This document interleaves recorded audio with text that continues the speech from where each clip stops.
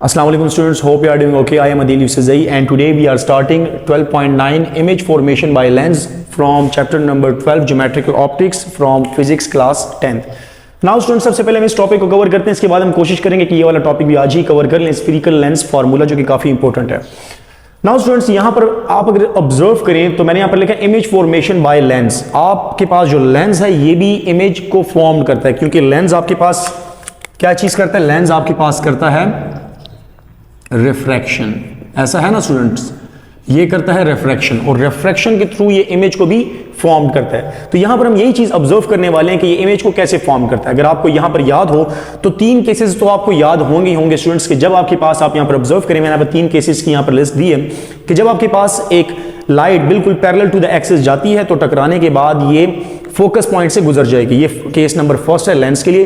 Case number two आपके पास इसका opposite होगा, जिसको हम इनवर्स केस भी इसका बोलते हैं, कि आपके पास अगर एक लाइट फोकस पॉइंट से गुजरेगी तो वो रिफ्लेक्ट होने के बाद क्या हो जाएगी? बिल्कुल स्ट्रेट हो जाएगी, मतलब पैरेलल टू द एक्सिस से जाएगी. और अगर एक और लाइट हो मेरे पास जो कि बिल्कुल ऑप्टिकल सेंटर पर जाएगी तो ये विदाउट एनी बेंडिंग ये बिल्कुल स्ट्रेट चली जाएगी, मतलब उसी पाथ से आगे की तरफ चली जाएगी. स्टूडेंट्स, अब स्टूडेंट्स यहां पर इस टॉपिक का हम एक और नाम भी लिख सकते हैं और वो ये है कि नेचर ऑफ इमेज. हम क्या बोल सकते हैं? Nature of image.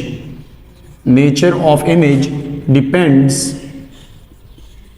On the location of object. Means that अगर मैं ऑब्जेक्ट की लोकेशन को चेंज करूंगा तो मेरे पास जो इमेज है उसका नेचर भी चेंज होगा. तो यहां पर सबसे पहले हम यहां पर देखते हैं कि मेरे पास है केस नंबर 1, और केस नंबर 1 में मेरे पास जो ऑब्जेक्ट है ये किस जगह पर है? बियॉन्ड. कहां पर है? Beyond 2f1. तो ये मैंने इसका कैरेक्टरिस्टिक लिख दिया. मेरे पास जो ऑब्जेक्ट है वो इस पोजीशन पर है स्टूडेंट्स. यहां पर देखिए, ये लेट्स सपोज मैं यहां पर खड़ा हूं. अब यहां से तीन लाइट स्टूडेंट्स निकलेंगी. हम ऐसा कर लेते हैं कि इमेज की फॉर्मेशन के लिए मिनिमम 2 लाइट्स जरूरत है, तो हम यहां पर 2 लाइट्स ही मिनिमम लेंगे स्टूडेंट्स. तो लेट्स सपोज एक लाइट इसके हेड से निकलती है जो कि बिल्कुल पैरेलल टू द एक्सिस होगी. टकराने के बाद स्टूडेंट्स ये फर्स्ट केस है, रूल नंबर 1 है, तो इसके मुताबिक ये कहां से जाएगी? फोकस पॉइंट से चली जाएगी. स्टूडेंट्स क्लियर हो गया? इसके बाद हमारे पास एक और लाइट है स्टूडेंट्स जो कि फोकस पॉइंट से जाएगी. तो ये मैं ले रहा हूं लाइट नंबर 2 जो कि फोकस पॉइंट से जा रही है, और ये टकराने के बाद स्टूडेंट्स क्या हो जाएगी? बिल्कुल स्ट्रेट हो जाएगी. तो ये स्ट्रेट चली गई. और ऐसा कर लेते हैं, रूल नंबर 3 भी मैं यहां पर यूज करूं फर्स्ट केस में, कि यहां पर रूल नंबर 3 के मुताबिक लाइट ऑप्टिकल सेंटर पर जाएगी. ये है ऑप्टिकल सेंटर और ये टकराने के बाद बिल्कुल स्ट्रेट चली जाएगी. तो आप स्टूडेंट्स यहां पर ऑब्जर्व करें कि मेरे पास तीनों की तीनों लाइट्स आके इस पॉइंट पर आके इस पॉइंट पर आके मिल गई हैं. तो क्योंकि ये मेरे पास है ऑब्जेक्ट, तो यहां पर क्या बन जाएगा? इमेज बन जाएगा.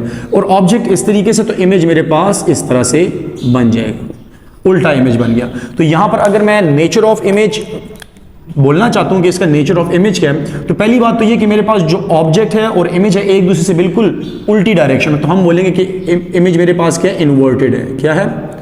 इन्वर्टेड. सेकंड पॉइंट हम ये बोल सकते हैं कि इमेज का, ऑब्जेक्ट का आप साइज देखें और इमेज का आप साइज देखें तो यहां पर हमारे पास जो इमेज है वो काफी स्मॉल है, तो हम इसको बोलते हैं डिमिनिश्ड. क्लियर हो गया? ये है डिमिनिश्ड. और थर्ड वन जो आपके पास प्रॉपर्टी है, वो आपके पास जो इमेज है वो आपके पास है रियल इमेज. रियल और वर्चुअल क्या होता है स्टूडेंट्स? अगर मेरे पास लेंस दरमियान में है और ऑब्जेक्ट इस साइड पर और इमेज इस साइड पर, तो ऐसे इमेज को हम बोलते हैं कि ये है रियल. लेकिन अगर मेरे पास ऑब्जेक्ट और इमेज दोनों की दोनों एक साइड पर आ जाए तो उसको हम बोलते हैं वर्चुअल. अच्छा, ये तो था first case. Case number 2 students discuss कर लेते हैं. Case number 2. अब केस नंबर 2 में मेरे पास जो ऑब्जेक्ट है इसको मैं कहां पर रखता हूं? On F1 sorry 2F1 students, 2F1 के ऊपर रख लेते हैं. तो यहां पर स्टूडेंट्स मैंने इस ऑब्जेक्ट को यहां पर लेट सपोज प्लेस कर दिया. क्लियर हो गया? ऑब्जेक्ट लेट सपोज यहां पर है, ये हमारे पास है ऑब्जेक्ट. तो इससे भी 3 लाइट्स जाएंगी. पहली लाइट स्टूडेंट्स ये बिल्कुल स्ट्रेट गई और यहां से फोकस पॉइंट से गुजरेगी और यहां से चली जाएगी. रूल नंबर 2 के मुताबिक स्टूडेंट्स एक और लाइट जाएगी जो कि बिल्कुल फोकस पॉइंट पर जाएगी. तो स्टूडेंट्स ये लाइट चलेगी फोकस पॉइंट पर और टकराने के बाद यहां पर रिफ्रैक्शन होगी और ये कहां पर चली जाएगी? बिल्कुल स्ट्रेट. क्लियर हो गया? तो 2 लाइट्स तो भाई यहां पर आपस में इंटरसेक्ट होगी, इमेज तो फॉर्म हो जाएगा. लेकिन फिर भी हम फॉर्मेलिटी के लिए एक थर्ड लाइट को भी ले जाते हैं जो कि ऑप्टिकल सेंटर पर जाएगी और बिल्कुल स्ट्रेट चली जाएगी. अब अगेन यहां पर आप ऑब्जर्व करें स्टूडेंट्स, तो मेरे पास जो तीनों लाइट्स हैं वो यहां पर मिल रही है. इसका मतलब कि यहां पर मेरे पास क्या बन रहा है? इमेज की फॉर्मेशन हो रही है और वो यहाँ पर बिल्कुल इसी तरीके से बन जाएगा। अब यहाँ पर स्टूडेंट्स आप ऑब्जर्व करें तो मेरे पास जो ऑब्जेक्ट है अगेन ये क्या है, इन्वर्टेड है, सॉरी इमेज मेरे पास इन्वर्टेड है। दूसरी प्रॉपर्टी ये है कि ये मेरे पास साइज में आप देखें जिस पॉइंट पर आपके पास 2f1 के ऊपर ही आपके पास ऑब्जेक्ट है और जो इमेज है ये भी 2f2 के ऊपर है, मतलब दोनों का यहां से जो डिस्टेंस है ऑप्टिकल सेंटर से ये बिल्कुल सेम है, तो लाजिम आता है इनका साइज भी इनकी हाइट भी क्या होगी, दोनों की सेम ही होगी। तो हम ये बोल लेंगे कि यहां पर इसका जो साइज है वो बिल्कुल सेम है। और एक और प्रॉपर्टी आपके पास जो है वो है ये रियल इमेज है, क्योंकि दोनों के दोनों एक दूसरे से ऑपोजिट डायरेक्शन में। मैं चेक कर लेता हूं कि रिकॉर्डिंग हो रही है कि नहीं स्टूडेंट्स। जी रिकॉर्डिंग हो रही है। नाउ स्टूडेंट्स यहां पर हमारे पास है केस नंबर 3। तो केस नंबर 3 में आप अगर ऑब्जर्व करें तो हम अब ऑब्जेक्ट को रखेंगे बिटवीन 2f1 एंड f1। यहां पर है ये f1 पॉइंट। तो मान लेते हैं कि हमारा जो ऑब्जेक्ट है वो यहां पर प्लेस है इन दोनों पॉइंट्स के दरमियान। तो एक लाइट जाएगी बिल्कुल straight parallel to the axis और टकराने के बाद स्टूडेंट्स यहां पर चली जाएगी। क्लियर हो गया, फोकस पॉइंट से गुजरेगी और स्ट्रेट चली जाएगी आगे। सेकंड आपके पास जो लाइट है वो फोकस पॉइंट से स्टूडेंट्स गुजरेगी, फोकस पॉइंट से गुजरेगी और ये टकराने के बाद स्टूडेंट्स यहां से चली जाएगी, ऐसा ही है। और सिमिलरली एक और लाइट जो कि ऑप्टिकल सेंटर पर जाके टकराएगी और टकराने के बाद स्टूडेंट्स ये स्ट्रेट चली जाएगी। ये तीनों रूल्स हम पढ़ चुके हैं। अब आप अगर स्टूडेंट्स ऑब्जर्व करें तो मेरे पास जो लाइट है वो यहां पर आके इंटरसेक्ट कर रही है, तो मतलब ये हुआ कि इमेज मेरे पास यहां पर फॉर्म हो रहा है और यहां पर इस बार आप अगर इमेज को देखेंगे तो साइज में काफी बड़ा लग रहा है। तो हम यहां पर इसकी जो प्रॉपर्टीज लिखेंगे वो ये लिखेंगे कि आपके पास अब भी जो इमेज है वो क्या है, इन्वर्टेड है, इन्वर्टेड इमेज। साथ ही साथ आप ये भी बोल सकते हैं कि ये मेरे पास जो इमेज आया ये मैग्नीफाइड है, मैग्नीफाइड। ऐसा है कि नहीं? आप ऑब्जेक्ट की हाइट को देखें और इमेज की आपको हाइट, आप हाइट को देखें तो आपके पास डिफरेंट है। और थर्ड प्रॉपर्टी आपके पास अब भी क्या है, ये रियल इमेज ही दे रहा है। अभी तक आपके पास जो कन्वेक्स लेंस है वो आपको रियल इमेज ही दे रहा है। रूल नंबर 4 स्टूडेंट्स डिस्कस कर लेते हैं। Case number 4। केस नंबर 4 में आपके पास अब ऑब्जेक्ट को देखो हम आहिस्ता आहिस्ता चेंज करते जा रहे हैं। तो ऑब्जेक्ट की लोकेशन को मैं कहां रख देता हूं, ऑब्जेक्ट ऑन F1। ऑब्जेक्ट को मैंने कहां पर प्लेस कर दिया, F1 के ऊपर प्लेस कर दिया स्टूडेंट्स। तो यहां पर आ गया F1 के ऊपर ऑब्जेक्ट। अब यहां से एक लाइट बिल्कुल स्ट्रेट जाएगी फोकस पॉइंट से गुजर के और ये फोकस पॉइंट से गुजर के आगे चली जाएगी। सिमिलरली एक और लाइट, लेट्स सपोज, अब यहां पर देखिए मैं केस नंबर 2 नहीं ले सकता स्टूडेंट्स। केस नंबर 2 में इसलिए नहीं ले सकता क्योंकि ऑब्जेक्ट खुद F1 के ऊपर खड़ा है, तो मैं केस नंबर 3 ले लूंगा। तो केस नंबर 3 के मुताबिक स्टूडेंट्स ये लाइट फोकस पॉइंट से गुजरेगी और स्ट्रेट इस तरह जाएगी। अब स्टूडेंट्स यहां पर आप ऑब्जर्व करें तो मेरे पास ये जो रेड कलर की लाइट है और जो ग्रीन कलर की लाइट है दोनों की दोनों एक दूसरे से क्या है, पैरेलल है। और अगर ये आपस में पैरेलल हैं तो क्या ये इंटरसेक्शन करेगी, तो मैं यहां पर लिख लेता हूं नो इंटरसेक्शन। और अगर ये आपस में इंटरसेक्शन ही नहीं करेंगी तो यहां पर इमेज भी फॉर्म नहीं होगा, तो इसलिए मैं यहां पर लिख रहा हूं नो इमेज। और अगर यहां पर इमेज ही नहीं होगा तो मेरे पास नेचर ऑफ इमेज भी नहीं आ सकता। इसी तरह इसकी मैं पीछे की तरफ लेके जाऊंगा तो तब भी मेरे पास इमेज नहीं बनेगा। नाउ स्टूडेंट्स केस नंबर, मतलब यहां पर यह समझ आ गई कि जब आप फोकस पॉइंट पर आएंगे तो आपका जो इमेज है वो गायब हो जाएगा। और ये वाकई में ऐसा होता है स्टूडेंट्स, हम इसको प्रैक्टिकली भी करेंगे।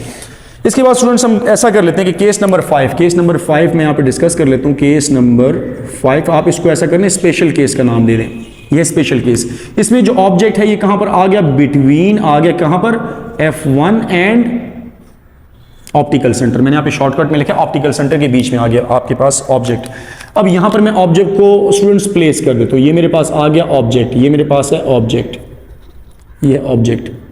तो लाजिम बात है इससे एक लाइट निकलेगी, स्ट्रेट जाएगी और ये कहां से होके जाएगी, फोकस पॉइंट से चली जाएगी। ये है फोकस पॉइंट से चली गई। सिमिलरली एक और लाइट जो रूल नंबर 3 के मुताबिक मैं लेके जाऊंगा वो जाएगा ऑप्टिकल सेंटर से, और ऑप्टिकल सेंटर के बाद इस तरह आगे की तरफ चली जाएगी। आप स्टूडेंट्स अगर यहां पर ऑब्जर्व करें तो दोनों लाइट्स एक दूसरे से क्या हो रही हैं, अवे जा रही है। क्या जा रही हैं, अवे जा रही हैं। और यहां पर इसका इमेज नहीं बनेगा, यहां पर इसका इमेज नहीं बनेगा, क्यों? क्योंकि यहां पर इंटरसेक्शन ही नहीं हो रही। लेकिन स्टूडेंट्स अगर मैं इन्हीं लाइट्स को पीछे की तरफ प्रोसीड करूं, डॉटेड लाइंस में पीछे की तरफ इनको प्रोसीड करूं स्टूडेंट्स, तो आप यहां पर स्टूडेंट्स ऑब्जर्व करें कि ये दोनों लाइट्स पीछे की तरफ आके यहां पर एक पॉइंट के ऊपर मिल जाएंगी और यहां पर इनका ये इंटरसेक्शन पॉइंट है। तो यहां पर मेरे पास क्या बन जाएगा, एक इमेज बन जाएगा स्टूडेंट्स। तो यहां पर मैं एक इमेज बना रहा हूं, वर्चुअल इमेज बनेगा। ये मेरे पास क्या है, इमेज है। तो यहां से हमें ये चीज समझ आई कि यहां पर मेरे पास इमेज बन गया। अब इसकी मैं अगर प्रॉपर्टीज डिस्कस करना चाहूं स्टूडेंट्स, तो मैं ये लिख सकता हूं इसकी प्रॉपर्टीज कि पहली बात तो ये कि मेरे पास जो ऑब्जेक्ट है वो बिल्कुल जिस तरह देखें ऑब्जेक्ट है उसी तरीके से मेरे पास इमेज भी है, तो दोनों एक ही डायरेक्शन में, मतलब दोनों सीधे खड़े हैं, तो हम इसको बोलते हैं कि ये मेरे पास सीधा इमेज आया, तो इसको हम यहां पर बोलेंगे इरेक्ट इमेज आया। क्या बोलेंगे? इरेक्ट। सिमिलरली अपराइट भी आप इसको बोल सकते हैं। इसके बाद आप अगर ऑब्जर्व करें तो मेरे पास जो इमेज है वो मैग्नीफाइड है, तो मैं लिख लेता हूं टू मैग्नीफाइड। ये क्या हो जाता है? काफी मैग्नीफाइड हो जाता है। और थर्ड केस में स्टूडेंट्स आपके पास अगर देखें तो मेरे पास जो इमेज है और जो ऑब्जेक्ट है वो लेंस के एक साइड पर आ गया, और ये आपके पास रियल होता है वर्चुअल होता है? तो ये आपके पास होता है वर्चुअल। क्या होता है? वर्चुअल या इमेजिनरी भी आप इसको बोल सकते हैं स्टूडेंट्स। तो ये आपके पास स्टूडेंट्स 5 केसेस है जो कि बहुत ही ज्यादा इंपॉर्टेंट केसेस हैं आपके आगे स्टडी के लिए। आपके पास जितने भी आगे केसेस आएंगे, टेलीस्कोप, माइक्रोस्कोप, आई हमारी जो है उसके बीच में जो लेंसेज है उसकी स्टडी अगर हम करेंगे, उसकी डिफेक्ट्स पढ़ेंगे, तो उसमें ये हमारे लिए काफी इंपॉर्टेंट रोल प्ले करेगा। नाउ स्टूडेंट्स इसके बाद हमारे पास एक और टॉपिक है 12.10 स्फीरिकल लेंस फार्मूला। आप इसको ये भी बोल सकते हैं कि image formation by spherical lens formula या स्फीरिकल लेंस इक्वेशन भी आप स्टूडेंट्स इसको बोल सकते हैं। यहां पर स्टूडेंट्स आपके पास ये जो स्फीरिकल लेंस फार्मूला है ये आपके पास असल में एक बेसिक फार्मूला है और जो आप पहले डिस्कस कर चुके हैं। तो मान लेते हैं कि आपके पास ये एक है डबल कन्वेक्स लेंस है, ये आपके पास इसका ऑप्टिकल सेंटर जिसको हम सी से डिनोट करेंगे, और ये आपके पास एक वर्टिकल लाइन आ रही है, आपके पास है वर्टिकल एक्सिस, और ये आपके पास लाइन है हॉरिजॉन्टल एक्सिस वाली जिसको हम क्या बोलते हैं? Principal axis. शॉर्टकट में मैं ऐसा लिख रहा हूं।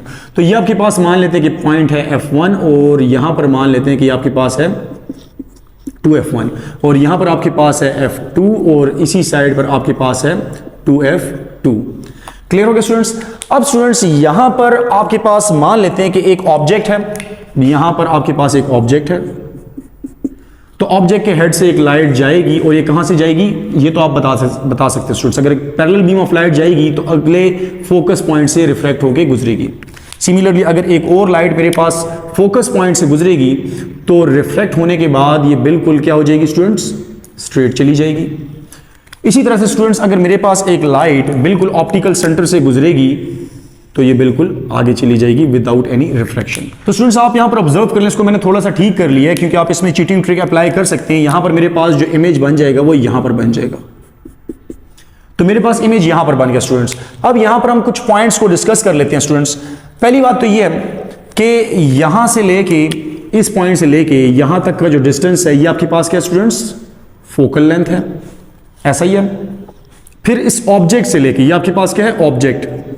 इस ऑब्जेक्ट से लेके इस लेंस तक का जो डिस्टेंस है इसको हम क्या बोलते हैं? डिस्टेंस ऑफ ऑब्जेक्ट भी बोल सकते हैं, या आप इसको पी का नाम भी दे सकते हैं। क्लियर? और सिमिलरली इस ऑप्टिकल सेंटर से लेके, इस ऑप्टिकल सेंटर या लेंस से लेके इस इमेज तक का जो डिस्टेंस है ये आपके पास है इमेज। यहां तक का जो डिस्टेंस है इसको आप क्या बोलते हैं? इसको आप बोलते हैं डिस्टेंस ऑफ इमेज, या आप इसको एक और नाम भी दे सकते हैं स्टूडेंट्स, क्यू का भी नाम दे सकते हैं। और ये आपके पास एक फार्मूला है स्टूडेंट्स। तो मैं यहां पर क्या लिखता हूं कि ये आपके पास एक फार्मूला है, उस फार्मूला को अगर मैं यहां पर लिखना चाहूं तो 1/f is equal to 1/do plus 1/di। Students ये जो चीज मैंने यहां पर लिखी है ये आपके पास असल में क्या है?